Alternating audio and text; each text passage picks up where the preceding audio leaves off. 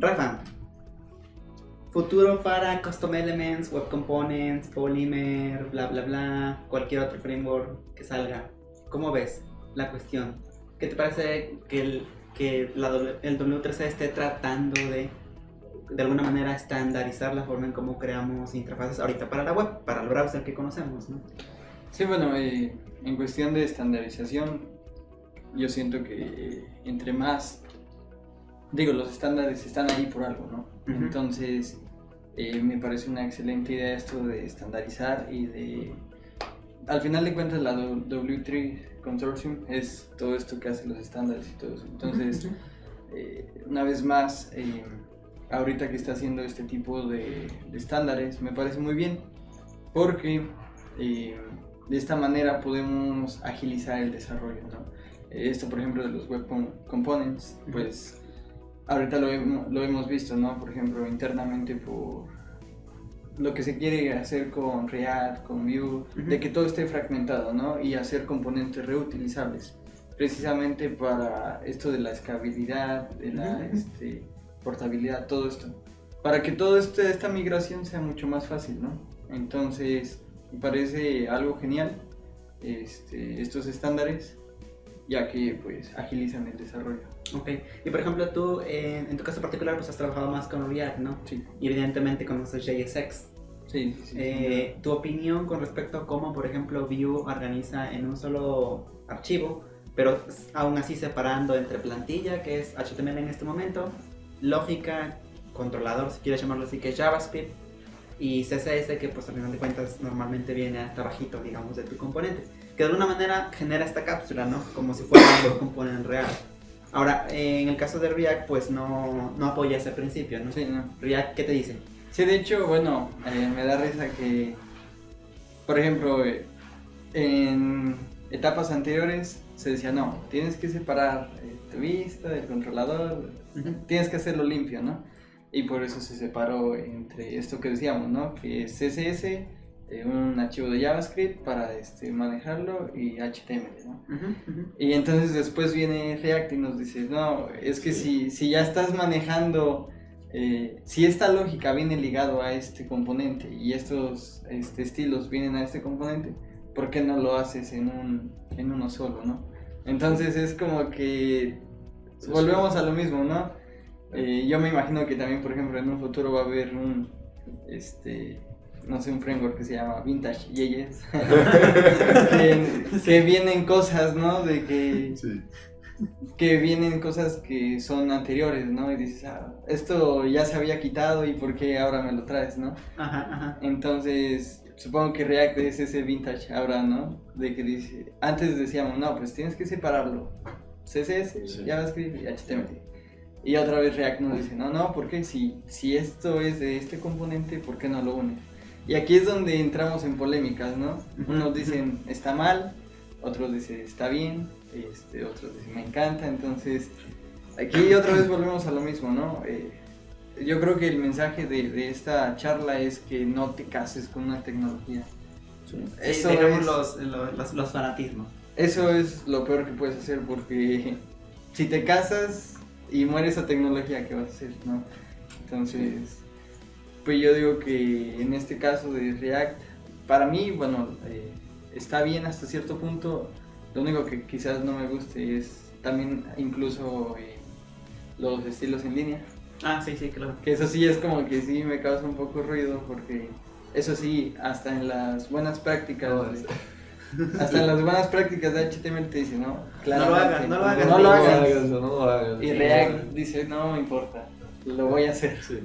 Y bueno, es que también hay que, atendiendo al mercado, o sea, si empresas de la talla de Netflix, Atlassian, Airbnb, todos ellos al final de cuentas de alguna manera utilizan React internamente o en su formato público, ¿no?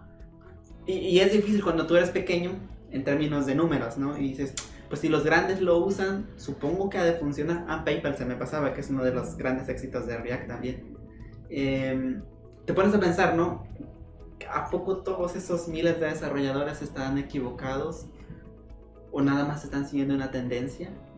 Y como esa tendencia, como una tendencia naturalmente va a morir. porque Sí. pues esas son las tendencias. Llegan a este pico, ¿no? Y luego empiezan a quedarse estables y algunas pues se van al hoyo y otras se quedan en esa constante, ¿no?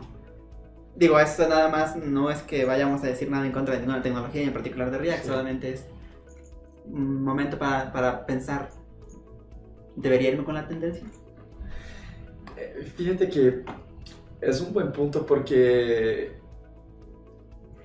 patrones tienen que ser generados por un órgano que por más que no esté ajeno a tendencias de mercado, intenta hacer con que sea hecho para gente y para web, que es el W3C.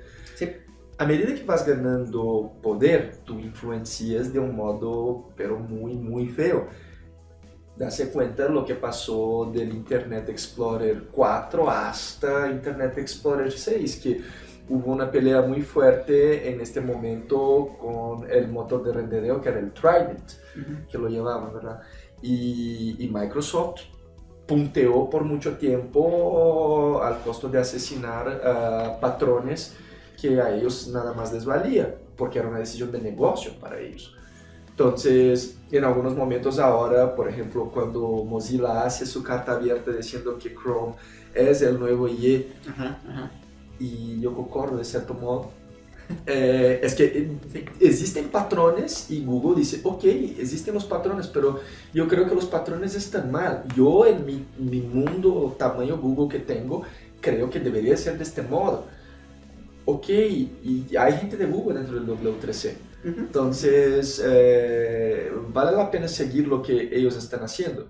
Si tú estás trabajando específicamente desarrollando aplicaciones que van a correr como una Chrome App, a lo mejor sí, pero si no, probablemente tienes que pensar en cómo las personas van a utilizar su solución, ¿verdad?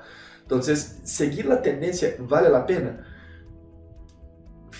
Tienes que los principios nortean, tienes que seguir los principios. A partir de los principios puedes entender si las tendencias valen la pena seguirse o no, porque el nombre ya dice, es una tendencia. Tendencias llegan, tendencias se van, ¿verdad? Y los principios están ahí desde siempre, patrones de design patterns están ahí desde siempre y no han cambiado. Entonces, discusiones de entender si voy por una base de datos relacional, por ejemplo, y por qué de hacerlo, es la misma cosa desde siempre. Metamodelos que hacemos a lo mejor buscando con pequeños archivos de texto JSON, por ejemplo, están simulando cosas que bases de datos relacionales te pueden dar, o a lo mejor no, como lo están buscando, con la performance que necesitas. Entonces, tienes que entender de verdad lo que quieres para ir por una tendencia, si no la tendencia... O sea, no hacemos borreguitos básicamente, ¿no? O sea, Sí. no porque los demás están yendo con algo, necesariamente significa que debemos adoptarlo con, digamos, con los ojos cerrados, ¿verdad? Siempre vale la pena preguntarte de, ¿me va a traer beneficio? Exactamente. ¿Es rentable para mi cliente, para mí? Hiciste ahora un entrenamiento que estuve siguiendo de estructura de datos para sí, ver cómo estaba, por ejemplo, El de Java. de Java. Y fíjate que por más que esté alineado a Java, traía conceptos que trascendían. Sí. Y que si tú vas a diseñar un modelo de datos que está ocupando archivos JSON, vas a ocupar los mismos conceptos. Entonces, si a lo mejor vas a agarrar a un sistema de los 2000 que está generado en Access, ¿no? Un escalofrío. Sí, exactamente. Que vas a traer cosas muy, gracias, muy similares también en conceptos de estructura de datos, no como la base de datos está diseñada. Entonces, los principios sobreviven. Algunas tendencias se vuelven, en fin, es que no sé si una tendencia cuando se vuelve realidad deja de ser tendencia, ¿no? Pero los principios siguen, los principios están ahí desde siempre y van a seguir, ¿verdad?